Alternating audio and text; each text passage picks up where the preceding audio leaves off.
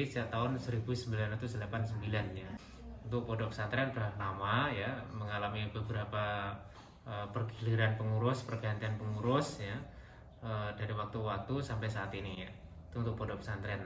Kalau untuk panti asuhan itu kita dirikan mulai tahun 2010. Nah, statusnya panti asuhan itu adalah di bawah naungan pondok pesantren.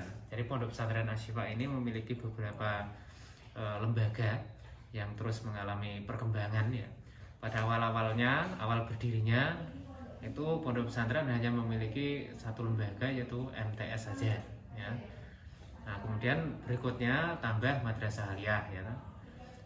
Berikutnya lagi tahun 2010 ya tambah panti asuhan ya, untuk Asy-Syifa. Terus kemudian belum lama ini tambah balai latihan kerja komunitas, bantuan dari Kementerian Tenaga Kerja. Nah, itu beberapa lembaga di Asy-Syifa. Jadi panti asuhan Asy-Syifa ini kita dirikan tahun 2010 karena pada waktu itu banyak santri yang masuk ke sini ya, dari berbagai lokasi, dari berbagai tempat, dari berbagai wilayah. Itu umumnya adalah dari kalangan yatim dan duafa. Jadi banyak di kalangan santri kami yang berdatangan itu pada waktu itu umumnya dari kalangan yatim, piatu, dan duafa. Nah, sementara jumlah yang cukup besar ya, dan kemudian pendanaan yang dari mereka, kontribusi mereka tidak ada ya. Sementara kehidupan di pesantren harus tetap jalan, maka kan kita harus mencari donasi.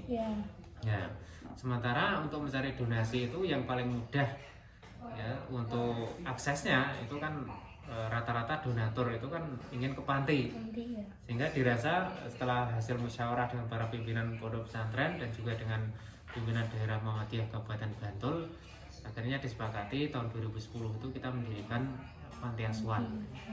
Nah, setelah kami mendirikan panti asuhan, alhamdulillah ya kita bisa mengakses beberapa funding atau beberapa dana untuk biayai anak-anak yang dari kalangan yatim piatu dan duafa. Nah, santri yang masuk pondok pesantren Asy-Syifa itu kan macam-macam ya. Ada yang dari kalangan mampu ya. Maka secara SOP secara resmi itu di pondok pesantren Asy-Syifa itu berbiaya ya. Jadi biayanya di pondok pesantren Asy-Syifa kalau situasi normal itu 500.000 per bulan per anak itu. Kalau situasi pandemi ya 200.000 per bulan per anak. Kan kita carikan donasi melalui panti asuhan itu. Ya kan, nanti anak-anak yang dari kalangan yatim duafa itu kita usahakan carikan donasi meskipun belum maksimal. Artinya apa? Dari pembiayaan 500.000 per bulan itu ya kita belum bisa. Jadi panti asuhan itu belum bisa mengcover per anak 500.000 per bulan, belum. Kadang kita baru bisa mengcover per anak itu 100.000 per bulan. Ya, kemudian biaya mereka dari mana ya? Dari subsidi silang dari anak-anak yang lain. Menjaga ya anak-anak itu ya kita tidak tunjukkan ya status mereka sebagai anak asuh panti pada yang lainnya. Ya. Jadi mereka tetap sama, ya, pembelajarannya sama, kegiatannya sama, dan soal bayar itu tidak kita sampaikan pada yang lain. Mendirikan itu hampir semua santri itu adalah anak asuh panti. Ya, jadi kalau kita pada waktu punya 60 santri, nggak semuanya itu adalah anak asuh panti, karena yang masuk memang dari kalangan yatim duafa yang masuk. Nah, seiring dengan perjalanan waktu itu yang masuk pesantren dari kalangan yatim duafa itu mulai mengalami penurunan. Jadi rata-rata ketika kan ada pilihan ya, ada yang jalur reguler, ada jalur yatim duafa. Kita tidak memilah-milah ya, siapa aja yang masuk kita terima ya. Namun yang melalui jalur yatim duafa itu untuk saat ini itu ada 22 sebenarnya, 22 anak. Namun kita juga tidak terus kemudian begitu saja, ya udah segini aja, kan enggak ya. Jadi kita ada dua macam. Jadi ada yang berasrama dan ada yang tidak berasrama ya.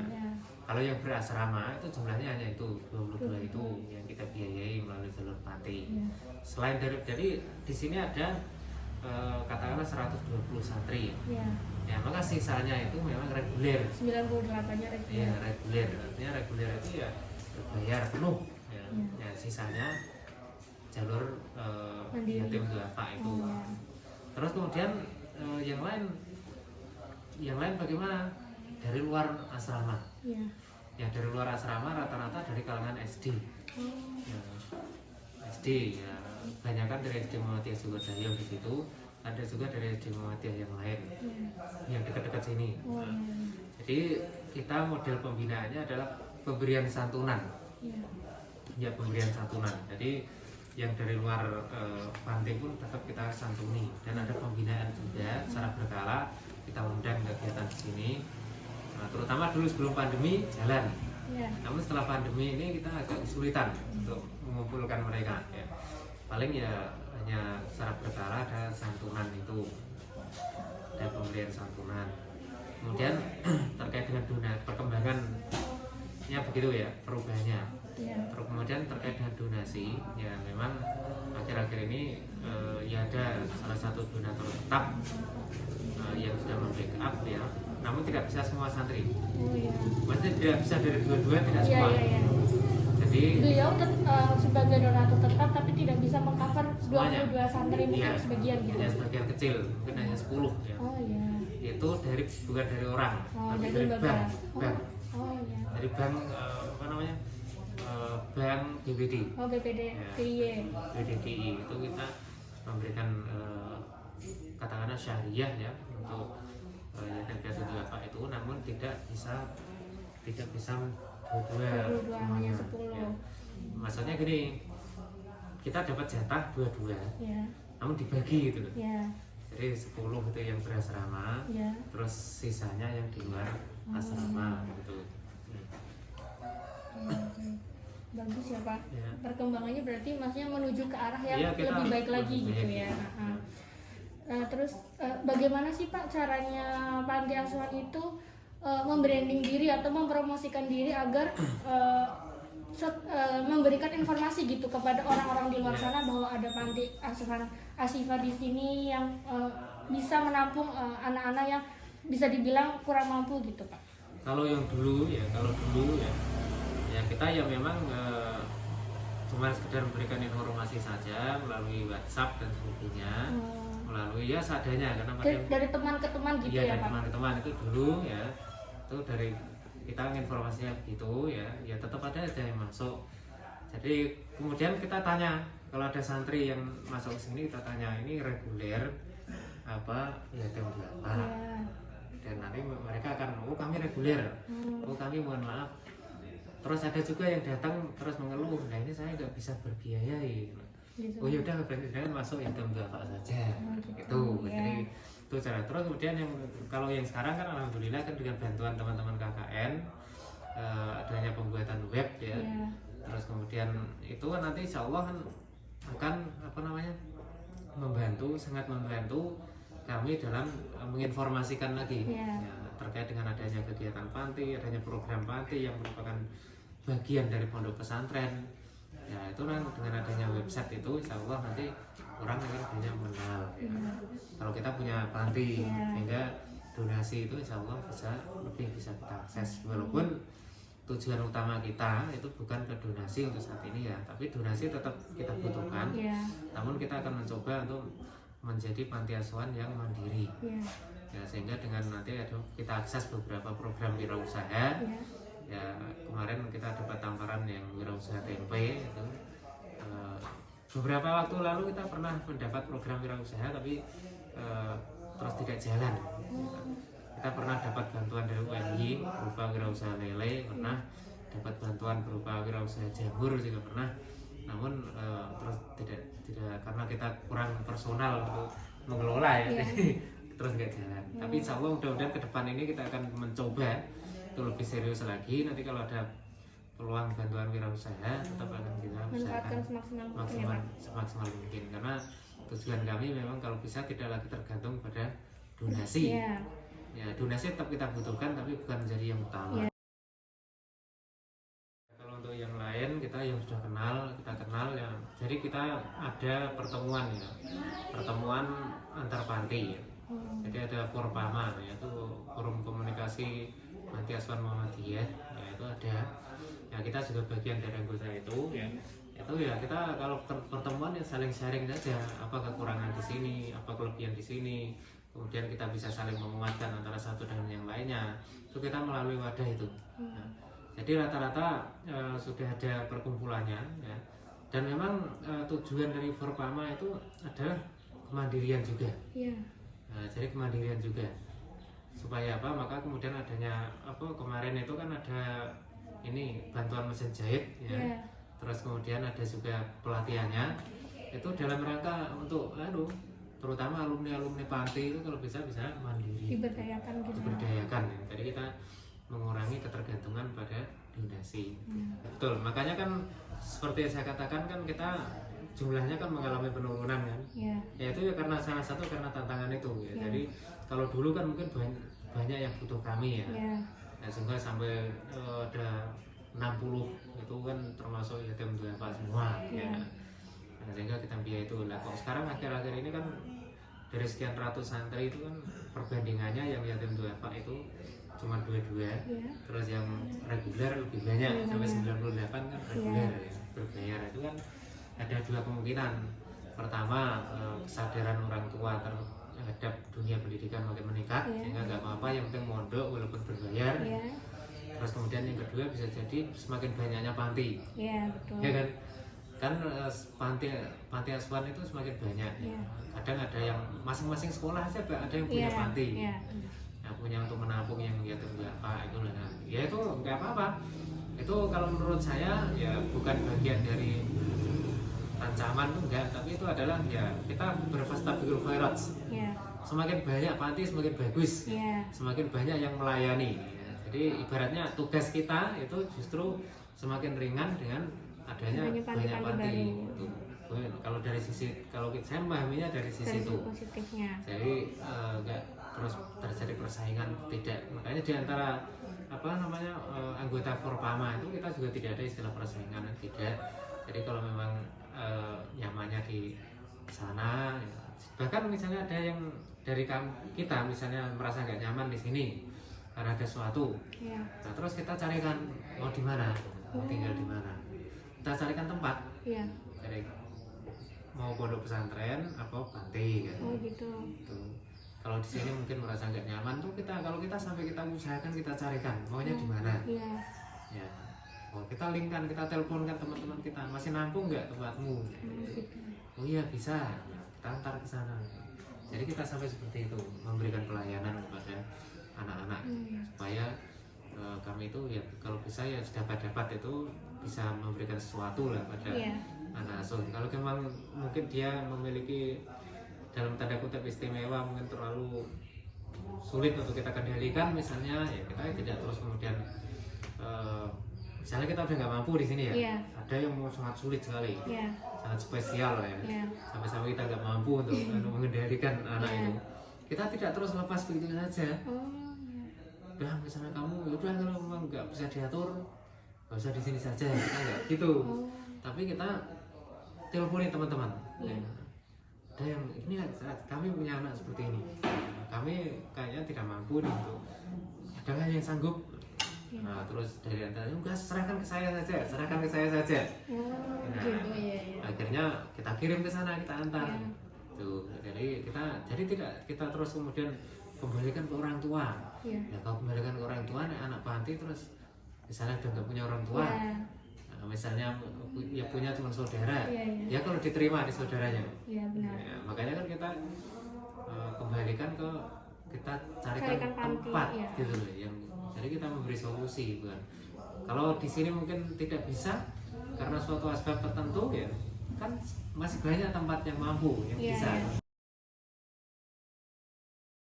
Jadi rata-rata mereka ketika kita sharing itu rata-rata mereka menyampaikan tentang wirausaha. Ada yang punya perikanan, ya, ada yang punya mungkin di bidang pertanian, ya. Itu mereka men-sharingkan wirausaha, banyak kan itu. Karena terkait dengan program yang lain itu ya kadang ya. Kalau untuk panti asuhan itu program kita upayakan semaksimal mungkin ya. Namun untuk yang bagaimana menghidupi itu lebih kita giatkan lagi. Apakah kita itu ketergantungan donasi ataukah kita sudah bisa mandiri, kan itu. Kita harus mengukur itu, harus kita ukur sendiri. Kalau memang kita masih ketergantungan donasi, ya gencarkan cari donasi, kan gitu. Gitu. Tapi kalau memang kita sudah bisa mandiri, ya maksimalkan kemandirian itu. Itu yang kadang harus kita evaluasi diri dalam sharing itu masing-masing. Tanya ini kekurangannya di mana, donasinya bagaimana, apakah insidental apa sudah tetap, itu kan sering ditanyakan. Memang rata-rata dari mereka itu kan inferior, rata-rata dari mereka banyak yang inferior itu. Makanya kan mereka kadang mengeluhkan pembulian.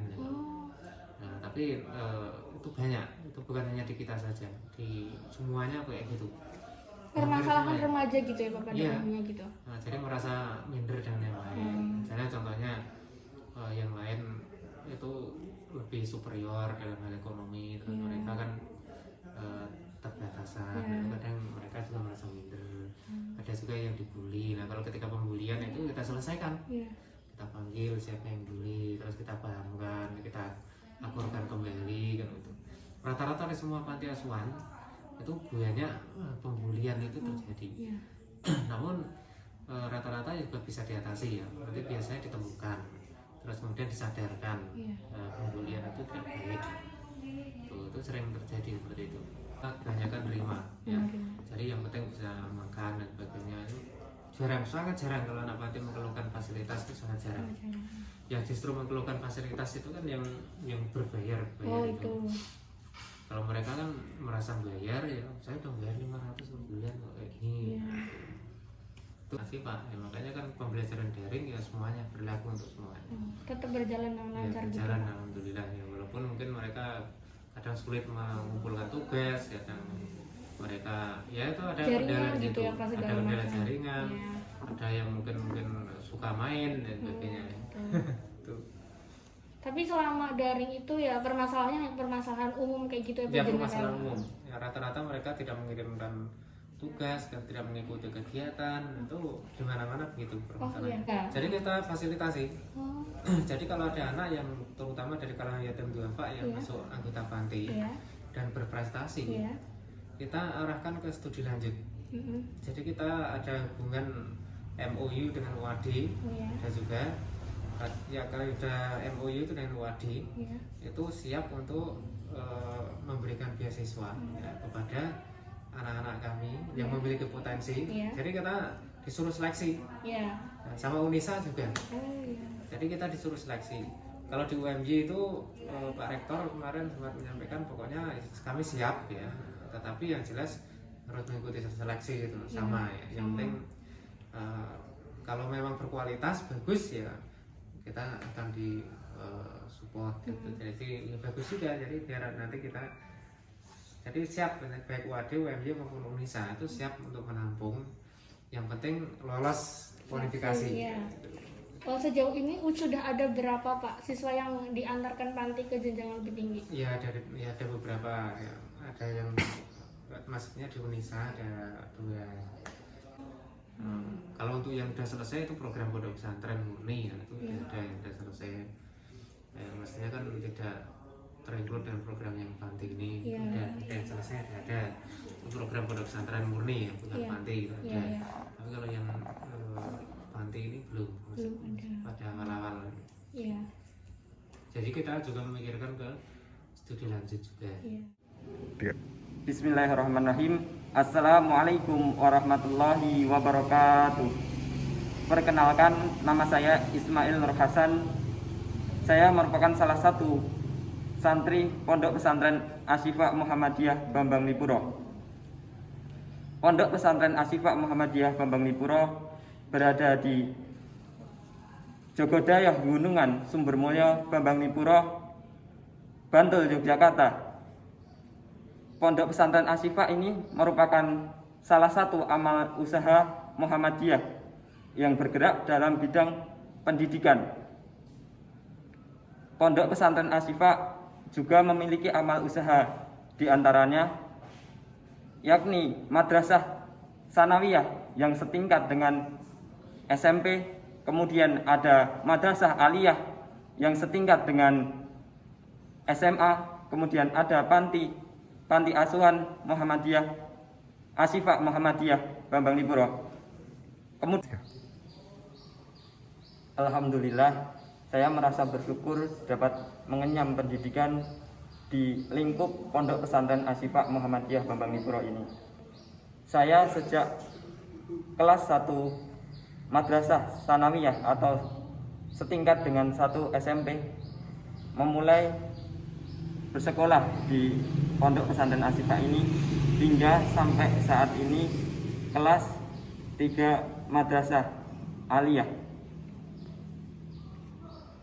Di madrasah aliyah ini saya mengambil jurusan keagamaan karena di madrasah aliyah terdapat 2 kejurusan, yakni IPS dan keagamaan. Kebetulan saya mengambil jurusan keagamaan. Di sini lebih spesifik untuk belajar ilmu-ilmu agama Islam, diantaranya unsur fikih, ilmu hadis, kemudian ada ilmu tafsir dan lain sebagainya.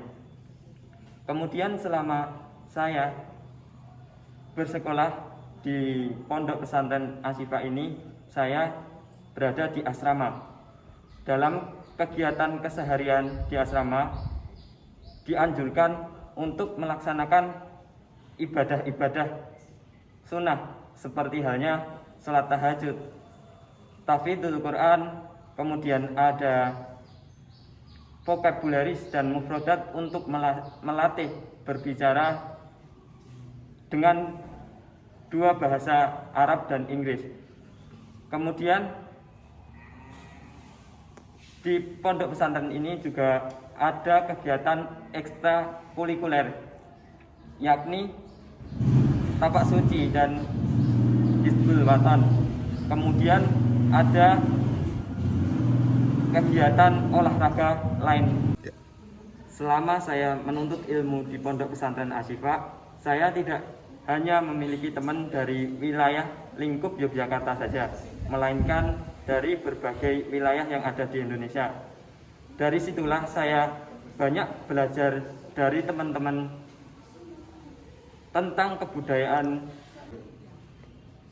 Pengalaman yang paling berkesan menurut saya yakni ketika ditugaskan mubalik hijrah di tempat atau wilayah baru.